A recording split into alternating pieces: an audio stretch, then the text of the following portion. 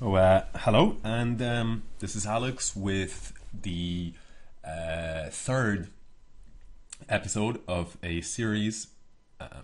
This series is about winning in the opening, but I think it's helpful for more than just the opening because it gives a good idea of where the play might come from for both sides. In this case, this series is examining the advanced variation from white's perspective and the ways in which white can sort of hunt black straight out of the opening.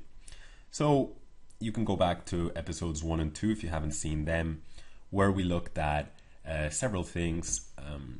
The light squared bishop being traded off too soon, the dark squared bishop being caught out for lack of squares, and also the danger of capturing on d4 and on e5 prematurely for black. Today what we're going to look at is another recurring theme, and it's quite an interesting one. It is when the black queen gets into trouble. So let's put the position on the board: e4, e6, d4, d5, e5. Here we have the basic position of the French, and now in this position black plays the move c5, and here white responds with c3.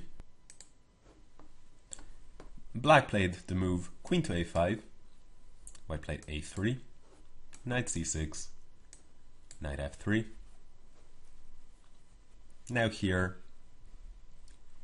black played knight takes d4, which may seem a little bit flashy, but the point is white cannot recapture because of this pin.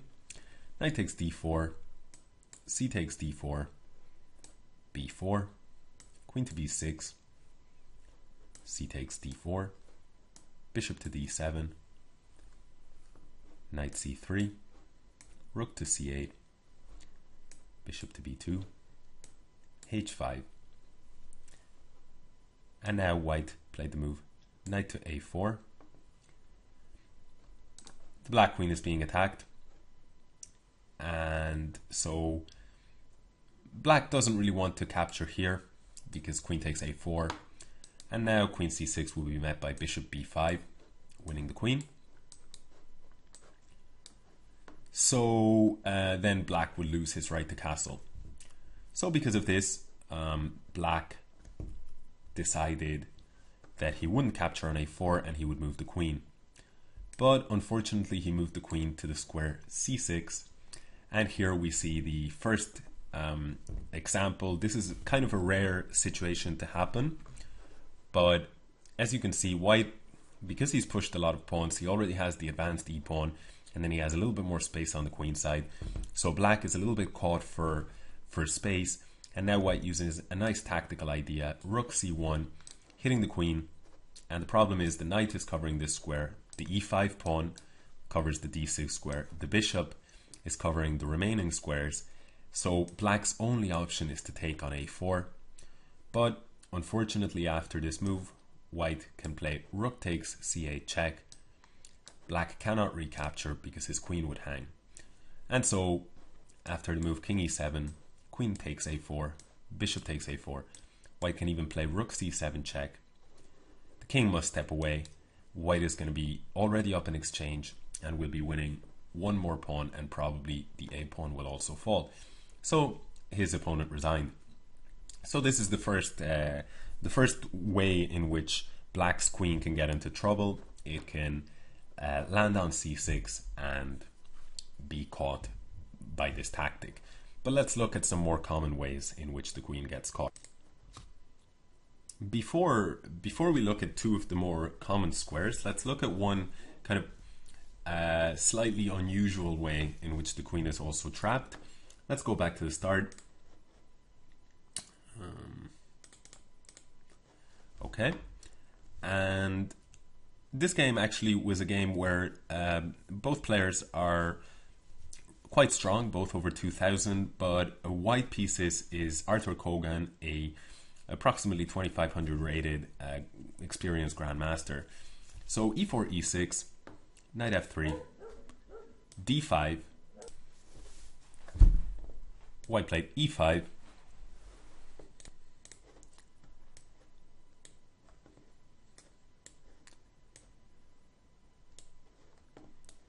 bishop to d3. A little bit unusual, but playable. Sacrifice of a pawn. C takes d4 castle, f6, and now rook e1. We kind of see the idea of white's setup.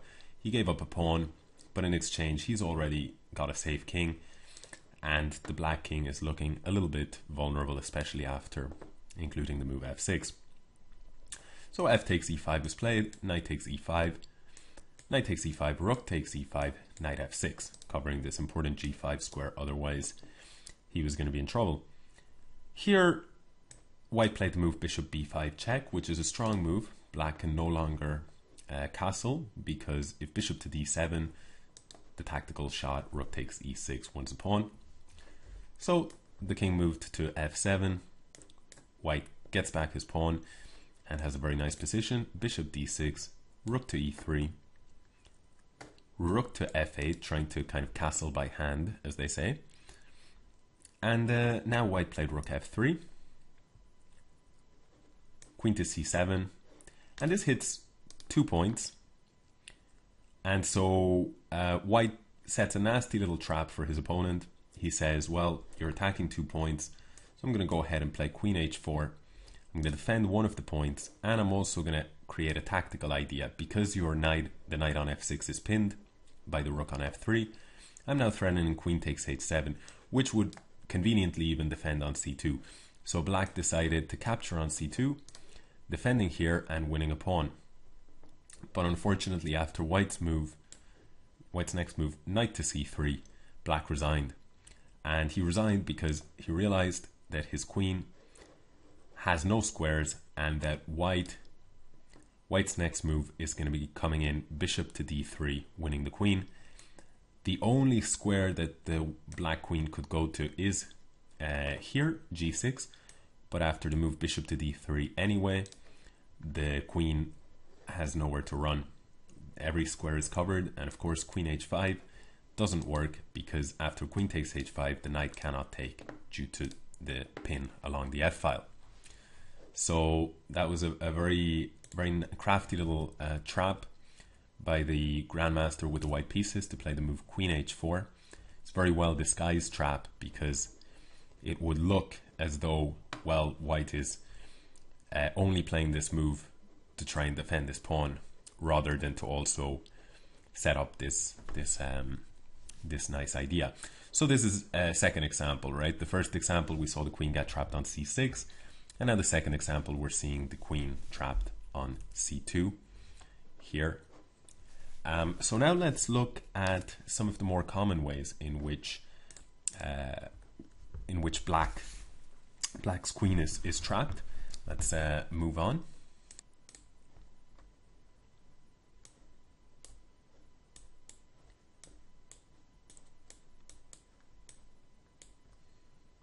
So here white plays the move d takes c5, black plays knight to d7, figuring he will capture one pawn on the next move. White hangs on to the strong e5 pawn, knight f3, bishop takes c5, bishop to d3, and now black continues to undermine the center with the move f6. White hangs on, and black plays the move queen to b6. This actually is kind of an important game to see, because this type of thing happens quite often in the French advance, where black is striking both at f2 and at b2, and white sometimes cannot hang on to both of them. But usually there are tactical ideas. For example, one tactical idea is if the pawn was on a3, white could push b4, allow black to capture on f2, then move his king to either e2 or f1, and sometimes the bishop on f2 actually finds it difficult to escape, and so the next move, a queen or a rook attacks that piece, and it can get very messy and can be very difficult for black to save his piece. So there are tactical ways, but in this case what white does is he castles and allows black to capture on b2 if he wants, figuring, well, I'll get a lot of development in return. Black, for the time being, doesn't capture, but instead plays f takes e5, knight takes e5, and now brings out his knight. White plays the move knight to c3, and black plays queen to b4, hitting the bishop on f4. White retreats his bishop. Now black castles, and white plays the move a3, hitting the queen. And there are already some problems here, because if the queen retreats to b6, well, knight a4 is a little bit annoying, because black generally doesn't want to give away this strong dark squared bishop. So instead, black chose to go and capture on b2. But now, after the move knight a4, black cannot retreat to b6 with the queen, so he only has one square to d4. And here is the third key square where the black queen gets into trouble. This is a little more common than the two that we looked at before on c2 or on c6. Here, after the move queen to d4, white played the move c3, simply attacking the queen. And incredibly, with this move, white is defending his knight on a4. And in fact, if you look at the position, black has nowhere to run with his queen. And so black, a 2005 rated opponent, resigned on the spot. Let's look at one more example of the queen being trapped on d4. Okay, so we get into the normal position here. This time around, black played the move knight c6, knight to f3, bishop to d7, bishop to d3.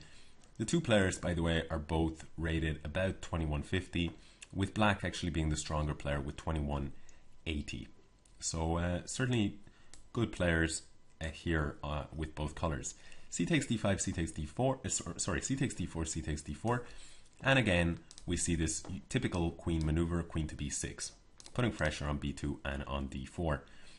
White plays the move castle, and here black goes ahead and captures on d4. Knight takes d4, queen takes d4, knight to c3. This is actually a well-known theoretical line that we will be looking at in another episode, actually, because it's a very venomous line. And if black doesn't know what he's doing, then he can end up in a lot of trouble. Black plays a6 to control an important square, b5. And white plays king h1, so that if black isn't going to take this pawn soon, which he doesn't in this case, he plays knight e7, then white has the move f4, defending e5 now that the king is gone from this square. So after f4, black played the move knight c6, and here white played a3. Now black made a big mistake, and he played the move bishop to c5. Are you able to, you can pause the video if you wish, are you able to see the move that white played here, forcing immediate resignation from his opponent?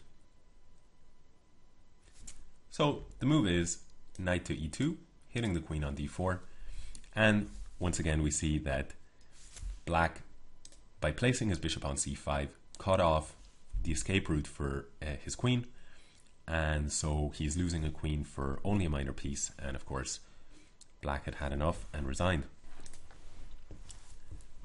Let's go back and let's take a look at the final square, a couple of examples from the final square where black's queen most often finds itself getting trapped. And that square is the A1 square. So let's take a look at that. So let's put this position on the board, the pretty standard position of the French advance. And here black played the move bishop to d7. White played knight f3, queen to b6, a3, bishop to b5, trying to swap off the light squared bishops pretty fast. We saw how this can backfire in the first episode, but in this case it seems to be that black can get away with this move. White plays c4, trying to make it tricky for black. Black actually responds with bishop to c6. And now black plays a very nice move. One has to question if bishop to c6 is really such a good idea, because white now plays the very strong move b4. Black captures on b4, and it seems like he's winning a pawn, but white has a very nice idea, the move c5, hitting the queen. If the queen steps back, then white is going to continue with a takes b4, and it's going to have a very, very threatening queenside pawn mass. So, because of this, black decided to bring his queen to a5, but white has the move bishop to d2. Now black played bishop to a4, hitting the queen. The queen stepped away to c1, and now black, a quite strong player, 2165 rated player, he played the move bishop to b5. Probably black was expecting bishop takes b5, queen takes b5, and a takes b4, with, I think, a nice position for white. But okay, it's a game, right? But white actually had other things in mind and played a very, very strong move. He played a takes b4, hitting the queen 2 times. The queen has no choice but to accept the rook sacrifice on a1. White plays bishop takes b5 check. Black brings his knight out, and white played a quiet move, queen to c2. And this is very this is a very important move, and you should be familiar with this idea because it takes away the key a2 square from the queen on a1. Notice how that was the kind of missing piece of the puzzle, because the knight on b1 is covering a3, the bishop and pawn together cover the remaining squares. So the one square that in this position is available for the black queen is a2. So with the move queen to c2, the black queen is in a sort of stalemate, and with his next move, white plans on playing bishop to c3, and there's no escape for the black queen, and so black resigned. Let's take a look at another situation a little bit more advanced, where the black queen finds itself caught out on a1 once again.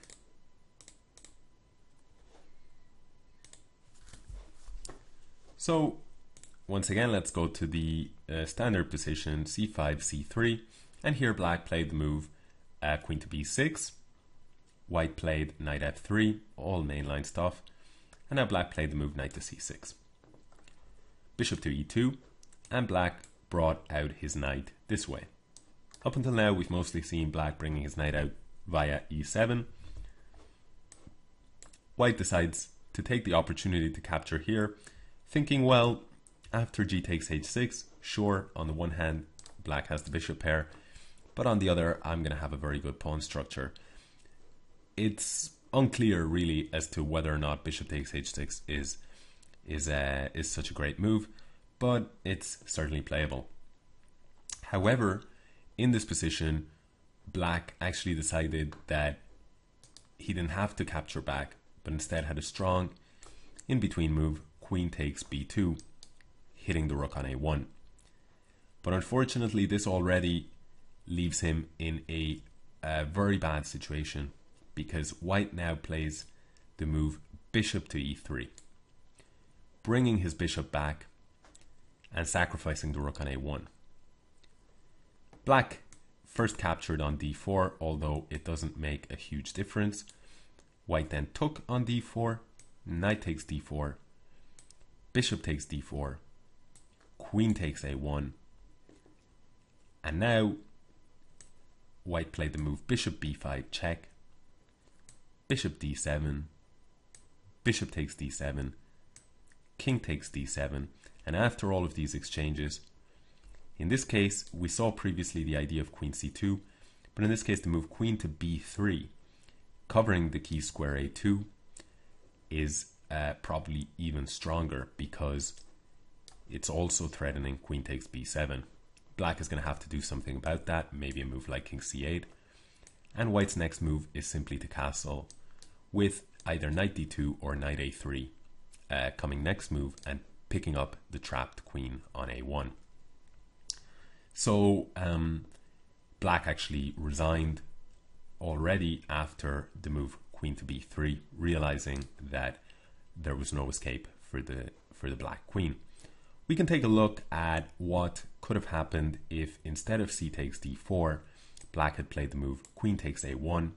It would have maybe been a little bit better, but after the move queen c2, c takes d4, knight takes d4, black's best bet here would have been to play the move bishop a3.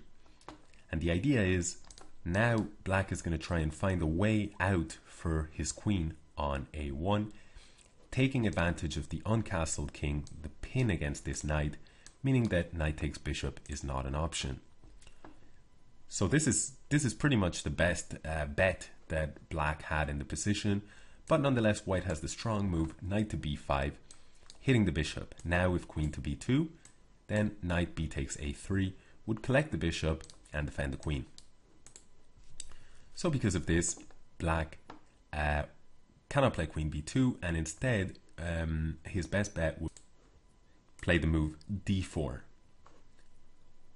Now white doesn't really want to capture this way, because then the b4 square would be available for the knight and the a2 pawn could then be taken and the queen manages to escape. So instead white would continue to trap the queen, playing bishop d2. Now if d takes c3, bishop takes c3 and the queen is toast. And if that isn't played, then black has not much better to do than to castle. White plays bishop to d3, hitting here, h6, and now in this position black can maybe even give a check first. Doesn't make a big difference, but he can collect the bishop on a3, and sure enough black is up 2 pieces for the rook, and the queen still has problems to escape. So this should be a win as well, although of course a little bit messier for sure.